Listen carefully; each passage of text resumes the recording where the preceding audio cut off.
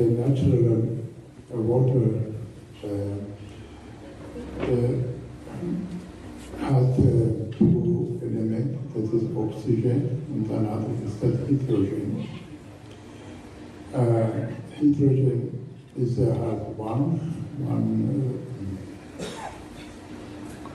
one protein, one, and oxygen has 8. From one electron from hydrogen joined together one side, one electron from one other hydrogen atom joined together, making an angle 104 degree, 0.45. This degree is just very normally very stable. But in a case, the vibration influence it, and this degree beginning the same our body, the same our vibrations and beginning to flowing from our body, we feel it, and the Kundalini is there coming out.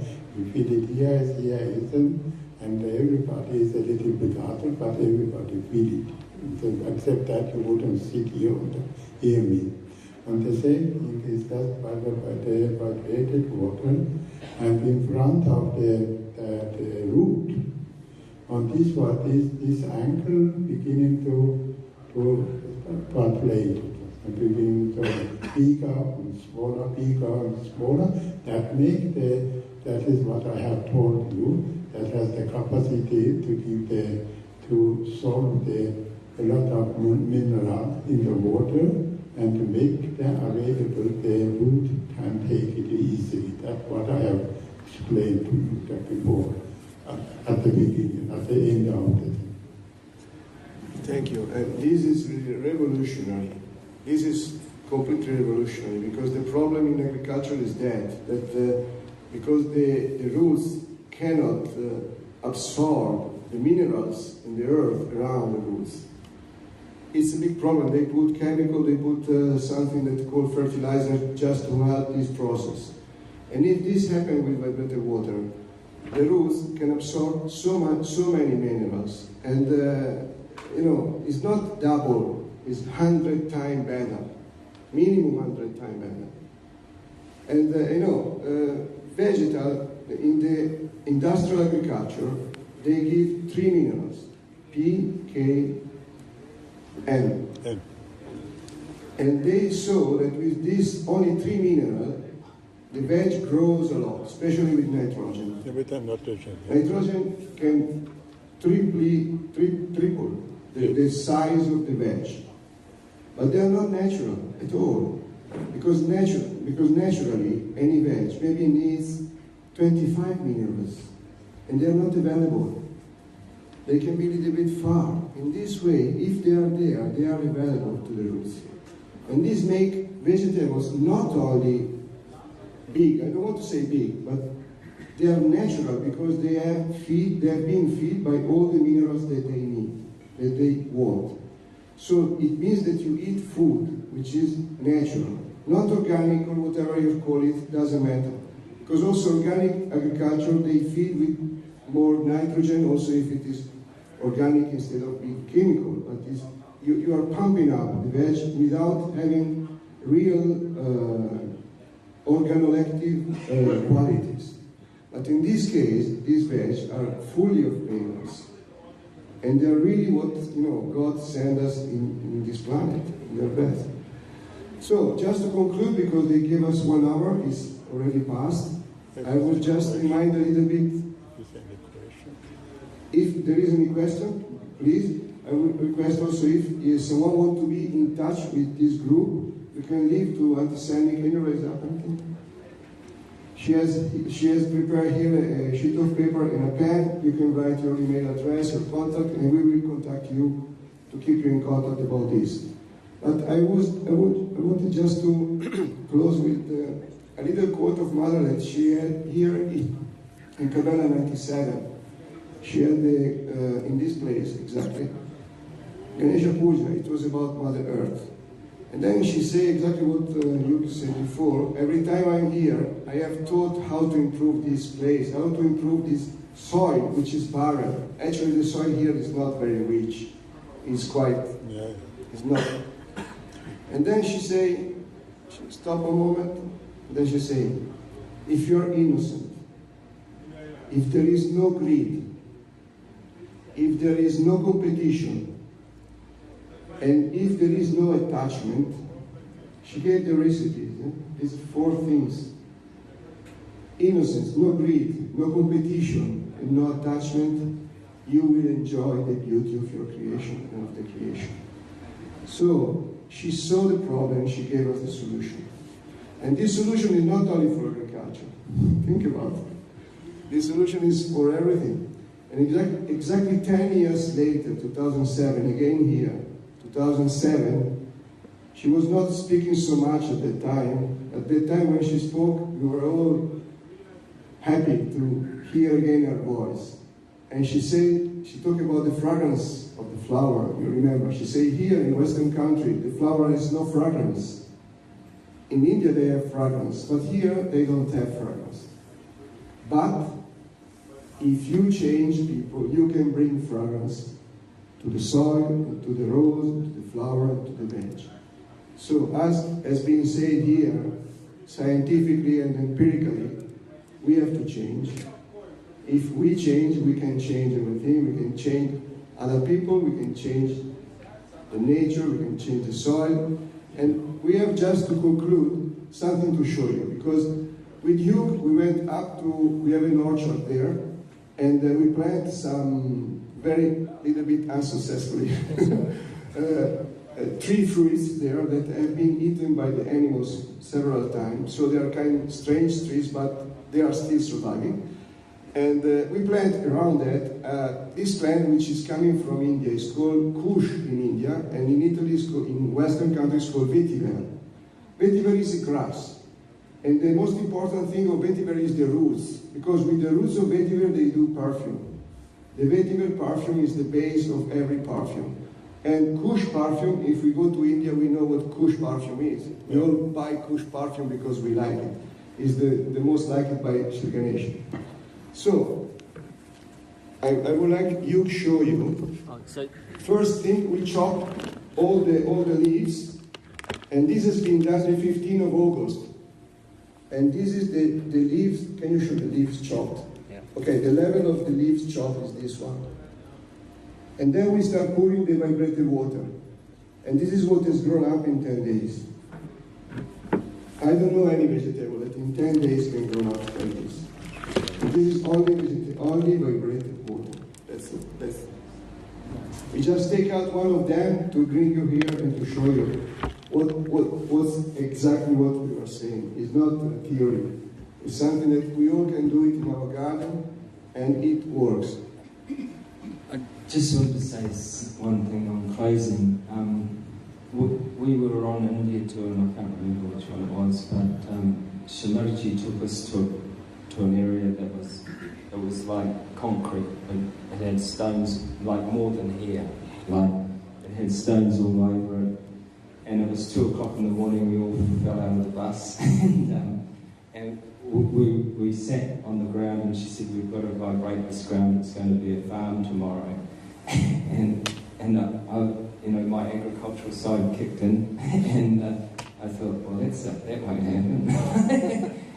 And then I came back 2 years later when I went to India. And sure enough, everything was growing, and that's why I say that you can say that the soil's bad here or whatever. It's not. If you sit on it, if you give it vibrated water, there is no bad soil.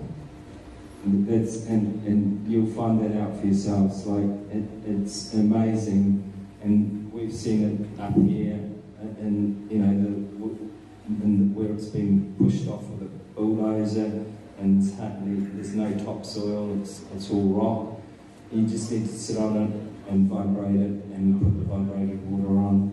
Sitting on the ground is really important to vibrate the ground, like especially when we have like 50 or 40 yogis, and so we can start to do some more practical things that perhaps the next time we get together or something.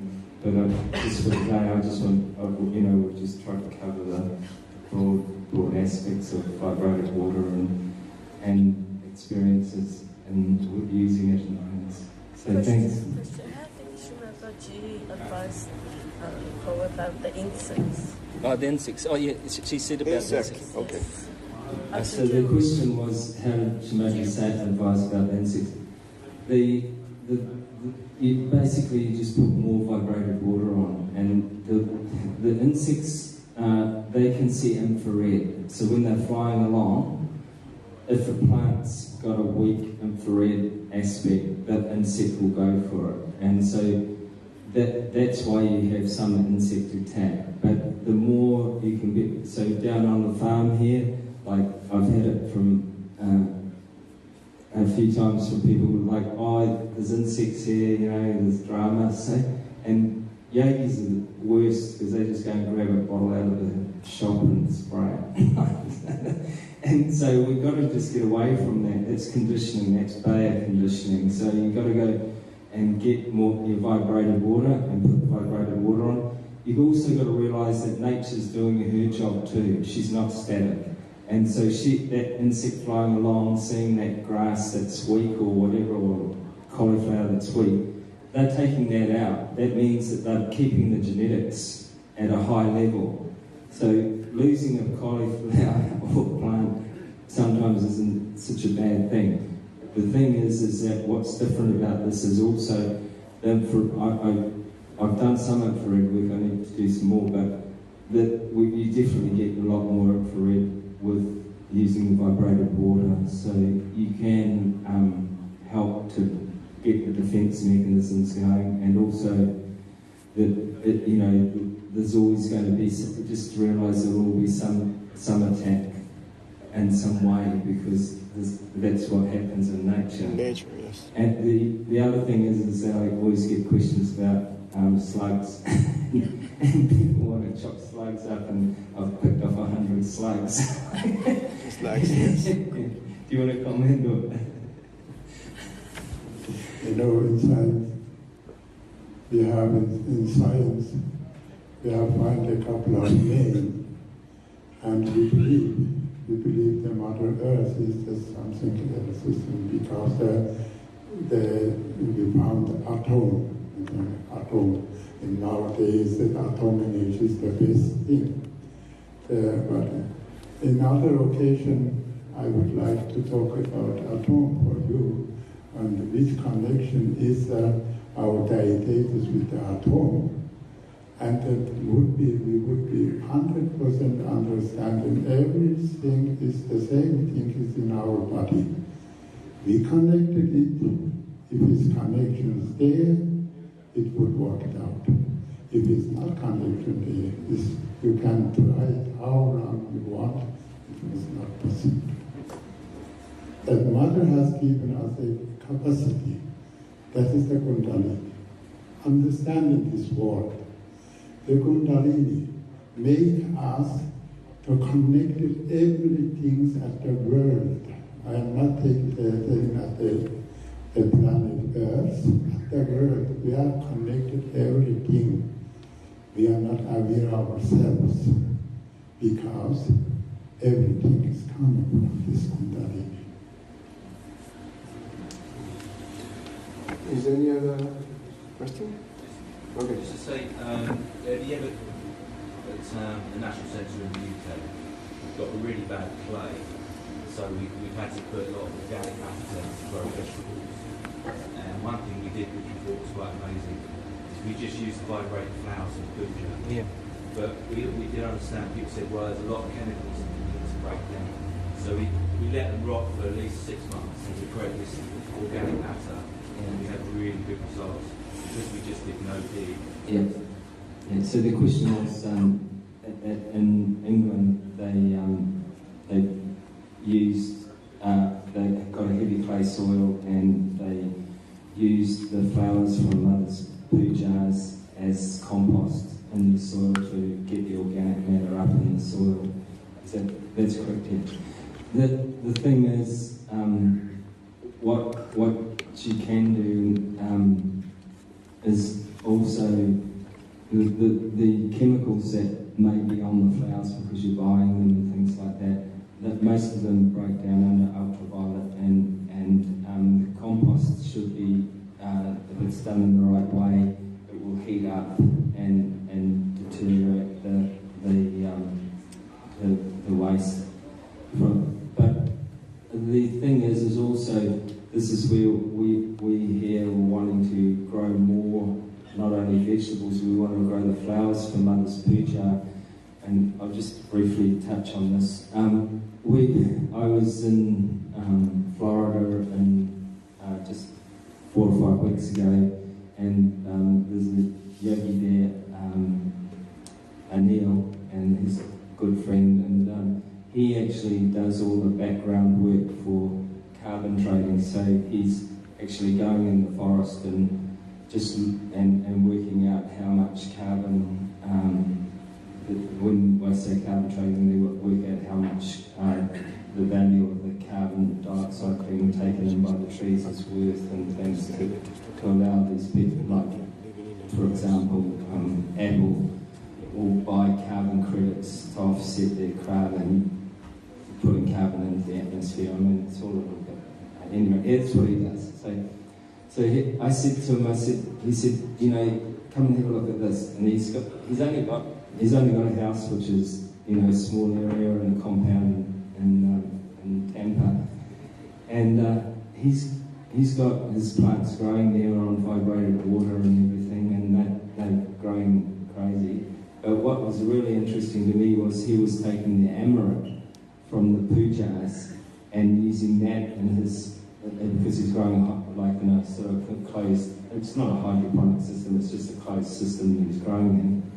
And we were looking at the roots of these plants, and we were seeing like mycorrhizal fungi, and everything was going bananas, you know, with the amaranth. Like, and I'm not joking, like, I wish I had some photos here, but they, you know, like you had nodules on the roots of the plants, and these are like pawpaw and things like that, where they'd attached, the mycorrhiza had attached and was growing out. So when you use Shimaji's puja, you know, puja flowers and the amaranth, you can all, they're going to vibrate things as well. So I'd be really interested to just see if you were getting the same results up on the flowers, you know. And invite him in fact. Yeah. Oh well, don't worry. Yeah. I mean, the problem is labour. Yeah, no, that's all right. Where people see weeding, they don't want to know. Yeah, no, that's all right. They want to sow seeds. Yeah. They want to harvest vegetables. Yeah. Nobody wants to do any weeding. Yes, as usual.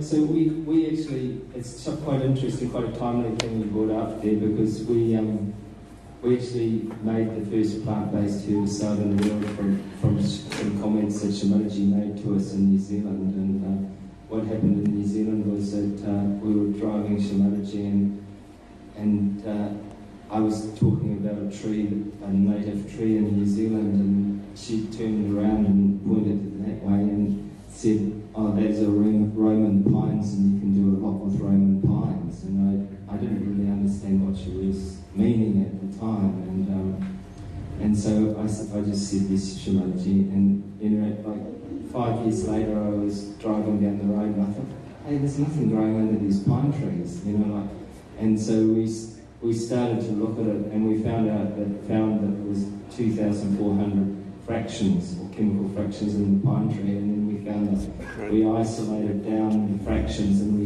we found that they had a herbicidal activity, and we made the first plant-based herbicide from pine. And then I didn't know this until 2 days ago, but apparently when Shimaji was in Australia, she said the pine tree is a holy tree, and that was just news to me, and I thought, I understand so much, like, you know, why it's working and why it does these things. So if you want some, I can organise some for you, and you can give it a trial. And also, the pine will increase your organic matter in the soil by 1% every year if you just use it as a herbicide. there's a talk from Nightingale Lane, it's Guru Puja in 1985. Yes. She talks about when the yogis walk on the land and pray, they can use it for healing people. So whether that's for growing food.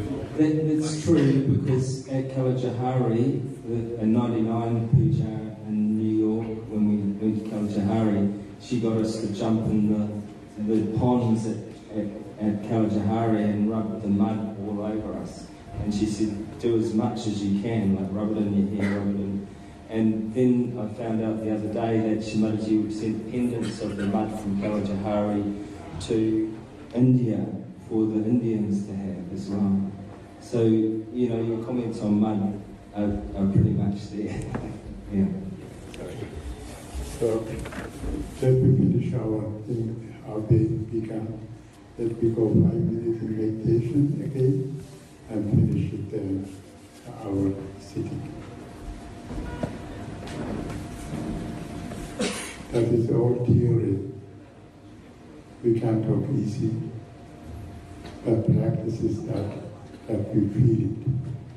If we feel the vibration, if we feel our kundalini, if we feel the silence in us, if we are in silence, as it means we are there. Don't try to analyze it.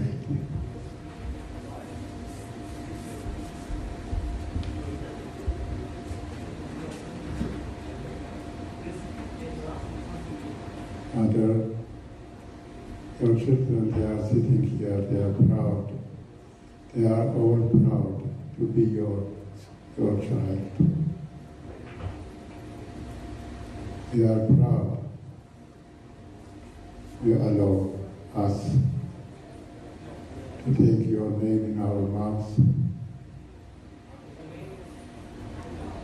and tell the people about you, about vibration, and give the people that what they are expecting.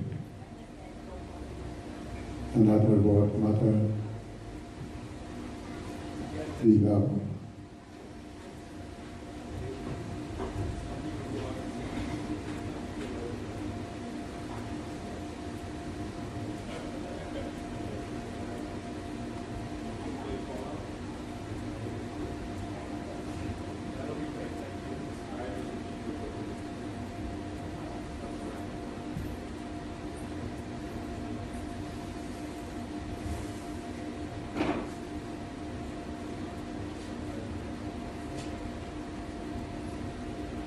Thank you very much.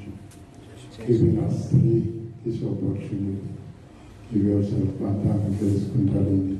Thank you. If you are questioning,